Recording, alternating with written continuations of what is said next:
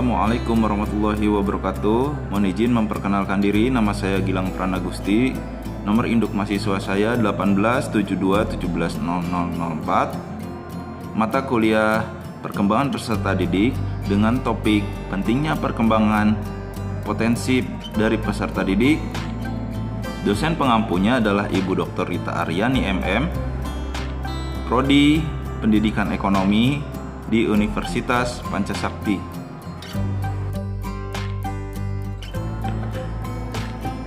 Ya, kita langsung dari latar belakang pentingnya perkembangan potensi dari peserta didik ini, yaitu pada hakikatnya setiap peserta didik ini memiliki potensi.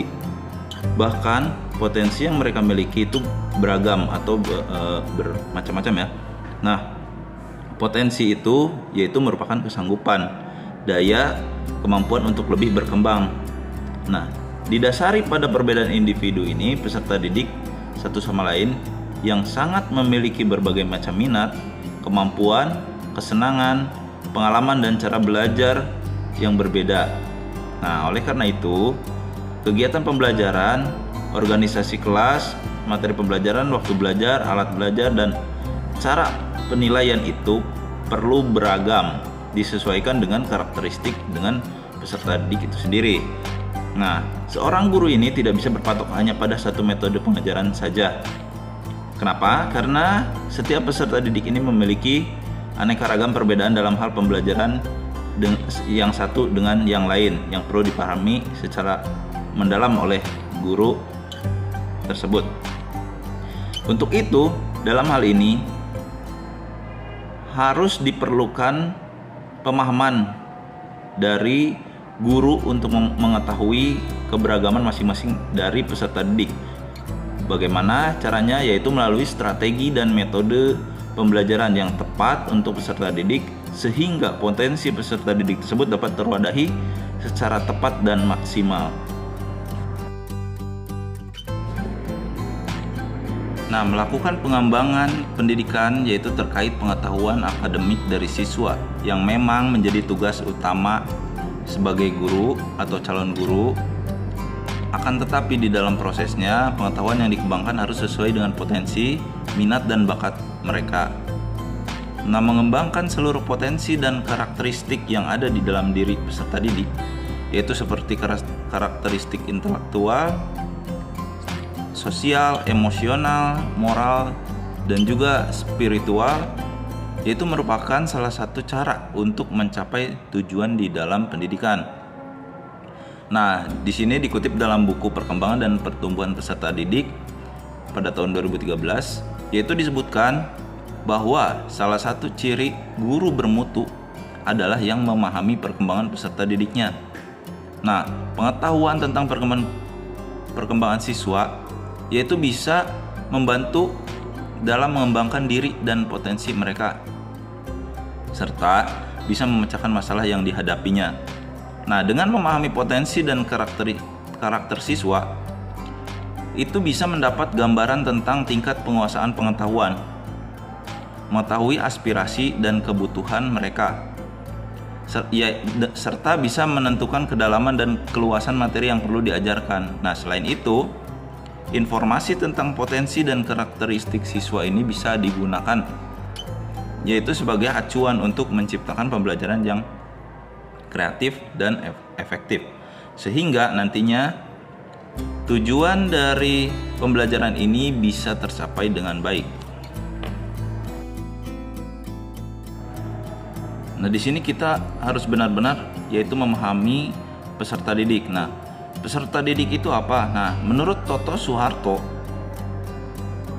beliau menjelaskan peserta didik adalah makhluk Allah yang terdiri dari aspek jasmani dan rohani yang belum tercapai taraf kematangannya, baik fisik, mental, intelektual maupun psikologisnya. Oleh karena itu, ia senantiasa memerlukan bantuan, bimbingan, dan arahan pendidik agar dapat mengembangkan potensinya secara optimal dan membimbingnya menuju kedewasaan.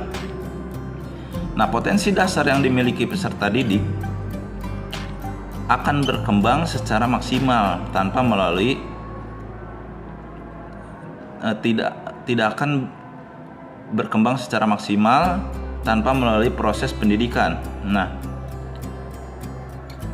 dalam peserta didik ini, menurut Heri Nur Ali, yaitu setiap manusia yang sepanjang hayatnya selalu berada dalam perkembangan.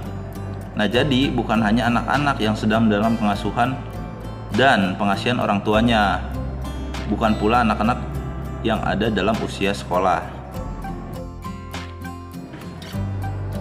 Nah, selanjutnya adalah pengembangan. Nah, pengembangan ini merupakan proses yang menciptakan pertumbuhan, kemajuan, perubahan positif atau penambahan komponen fisik, ekonomi, lingkungan, sosial, dan demografis. Nah, tujuannya apa? Tujuan dari pengembangan ini yaitu merupakan peningkatan tingkat dan kualitas hidup penduduk dan penciptaan atau perluasan pendapatan daerah setempat dan peluang kerja tanpa merusak sumber daya dari lingkungan. Nah, secara etimologi dalam Kamus Besar Bahasa Indonesia yaitu berasal dari kata kembang yang artinya menjadi tambah sempurna atau tentang pribadi, pikiran, pengetahuan, dan sebagainya. Sehingga pengembangan berarti itu proses, cara, perbuatan. Nah, sedangkan menurut istilah pengembangan artinya penyusunan, pelaksanaan, penilaian, dan penyempurnaan dalam suatu kegiatan. Nah, selanjutnya yaitu ada beberapa definisi pengembangan menurut para ahli. Yang pertama ada menurut Sills dan Ricci, yaitu memberikan definisi pengembangan ini khususnya berkaitan dengan pengembangan bahan ajar. Dalam hal ini, pengembangan dapat diartikan sebagai proses menerjemahkan atau menjabarkan spesifikasi rancangan ke dalam bentuk fitur fisik ya. Nah, pengembangan ini secara khusus berarti proses menghasilkan bahan-bahan pembelajaran. Yang pertama. Yang kedua ada menurut Erwin Mondi and Robert M. New. Nah, ini mereka berdua mendefinisikan bahwa development is learning that goes beyond today's job and has a more long-term focus. Yang artinya yaitu mendefinisikan pengembangan merupakan pembelajaran yang melampaui tugas saat ini dan memiliki fokus jangka panjang yang lebih. Nah, yang terakhir ada menurut Hamalayu SP Hasibuan, yaitu pengembangan ini dapat didefinisikan sebagai suatu usaha, yaitu untuk meningkatkan kemampuan teknis, teoritis, konseptual, dan moral karyawan sesuai dengan kebutuhan pekerjaan atau jabatan melalui pendidikan dan pelatihan. Selanjutnya adalah definisi dari potensi. Nah, potensi ini merupakan kemampuan dasar yang belum terungkap, sedangkan menurut Jamara pada tahun 2011 menyatakan bahwa potensi adalah kekuatan atau kesanggupan yang masih terpendam dalam diri seseorang. Nah, adapun menurut Sugiharso dan kawan-kawan pada tahun 2019 menyatakan bahwa potensi itu merupakan daya yang dimiliki oleh setiap manusia. Untuk mengembangkan potensi peserta didik perlu mengetahui dan memahami terlebih dahulu potensi apa saja, yaitu yang melekat yang ada pada dirinya. Sedangkan menurut Desmita pada tahun 2014, potensi ini dibedakan menjadi potensi fisik dan potensi psikologis. Nah, potensi psikologis berkaitan dengan kecerdasan atau intelijensi, bakat, dan kreativitas. Nah, di sini ada banyak sekali potensi. Yang pertama ada potensi fisik, yaitu berkaitan dengan kondisi dan kesehatan tubuh, ketahanan dan kekuatan tubuh serta kecekapan motorik. Yang kedua ada potensi psikologis. Ada potensi kecerdasan umum, ada kecerdasan majemuk, dan berbagai macam jenis potensi dari peserta didik ini.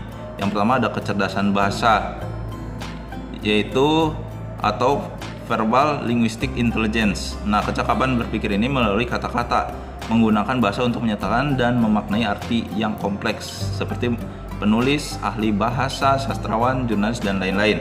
Nah, yang selanjutnya yang kedua adalah kecerdasan matematika atau logis atau logical mathematical intelligence. Nah, kecakapan ini untuk menyelesaikan operasi matematika. Nah, para ilmuwan contohnya ahli matematis, akuntan, insinyur, dan lain-lain. Yang ketiga, kecerdasan spasial visual. Nah, visual atau visual spatial intelligence. Nah, kecakapan berpikir ini dalam ruang 3 dimensi, yaitu seperti pilot, nahkoda, astronot, pelukis, arsitek, dan lain sebagainya. Yang keempat yaitu kecerdasan kinestetis atau gerakan fisik atau kinesthetic intelligence. Nah, ini kecakapan ini melakukan pergerakan dan keterampilan kecekatan fisik nih, seperti olahragawan, penari, pencipta tari, perajin profesional, dokter bedah, dan lain sebagainya. Yang kelima ada kecerdasan musik atau musical intelligence. Nah, kecakapan ini untuk menghasilkan dan menghargai musik, sensitivitas terhadap melodi maksud saya, ritme, nada, tangga nada, yaitu seperti contohnya komposer, musisi, kritikus musik, penyanyi, dan lain sebagainya.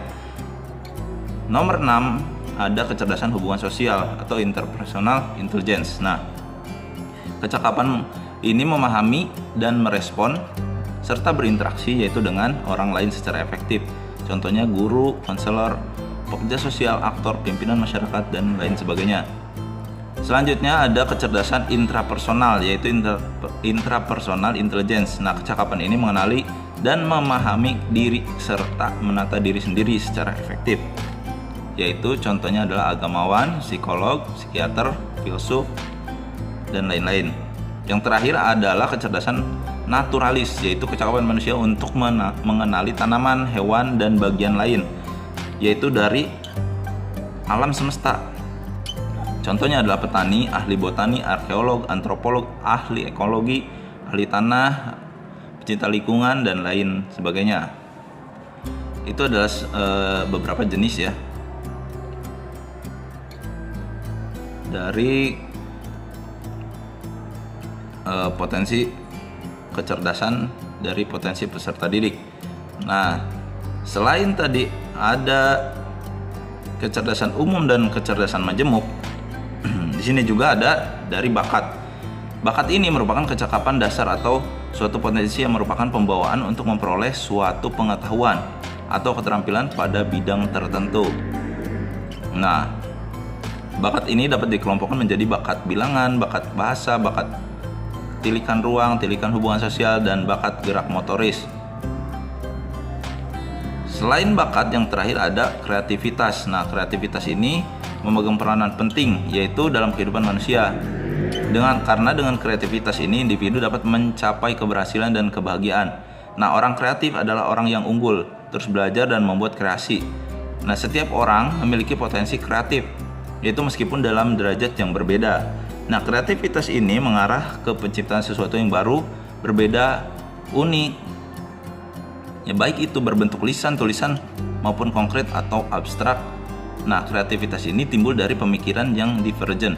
Nah, berpikir divergen ini mempertimbangkan beberapa jawaban yang mungkin ada untuk suatu dari permasalahan. Nah, selanjutnya ada cara mengembangkan potensi dari peserta didik ini sendiri. Nah, yang pertama ada membangun keterampilan dan pengetahuan yang ada. Kita harus tahu pengetahuan apa saja yang sudah peserta didik ketahui dan kemampuan apa saja yang perlu menjadi fokus dari pengembangannya. Karena selalu ada pengetahuan sebelumnya yang bisa ditemukan dan akan ada cara untuk menggunakan pengetahuan tersebut di dalam pengembangan potensi dari siswa itu sendiri. Yang kedua adalah memberikan motivasi intrinsik. Nah, ini biasanya menggunakan motivasi eksternal yaitu untuk mendukung siswa belajar. Padahal cara terbaik untuk memotivasi mereka adalah dengan mengubah pola pikirnya di dalam belajar, termasuk mengenai potensi yang dimiliki. Yang ketiga adalah menentukan tujuan dan target. Peserta didik yang semangat belajarnya rendah biasanya disebabkan oleh ketidakpahaman mereka, yaitu tentang tujuan dari pembelajaran. Mereka cenderung berpikir, kalau tidak ada alasan untuk mempelajari hal itu, kenapa saya harus melakukannya? Makanya hambatan itu harus bisa diatasi, yaitu dengan menjelaskan tujuan dari setiap tugas, yaitu dalam rangka mengembangkan potensi dari peserta didik itu sendiri. Nah, yang keempat adalah mengajarkan pola pikir untuk berkembang. Kita harus memberikan pemahaman kepada siswa bahwa setiap orang itu bisa berkembang dan memperbaiki diri. Nah, hal ini cukup bisa membantu mereka untuk terus berusaha meningkatkan kemampuan dan memunculkan kepercayaan dirinya. Dan yang terakhir adalah tentu saja melibatkan orang tua, karena mengembangkan potensi ini tidak bisa kita lakukan sendiri, tapi juga butuh dukungan dari orang tua, dari peserta didik itu ya, yaitu dengan melibatkan orang tua dalam pendidikan dan mendorong mereka, yaitu untuk membantu siswa ini berhasil karena hal ini akan membawa pengaruh yang sangat besar dalam perkembangan pembelajaran siswa. Nah, pada kesimpulannya, yaitu semakin berkembang potensi peserta didik, maka konsep diri positif pada peserta didik ini juga akan semakin baik. Nah, apabila keduanya berjalan dengan saling mendukung, maka keberhasilan peserta didik di masa depan akan semakin lebih cerah ya, atau gemilang. Tentu saja dengan adanya dukungan dari berbagai pihak, maupun itu dari pihak sekolah, guru, atau orang tua tadi yang dijelaskan. Ya, mungkin itu saja sedikit penjelasan dari pentingnya perkembangan dari peserta didik. Atas segala kekurangannya saya mohon maaf. Wassalamualaikum warahmatullahi wabarakatuh.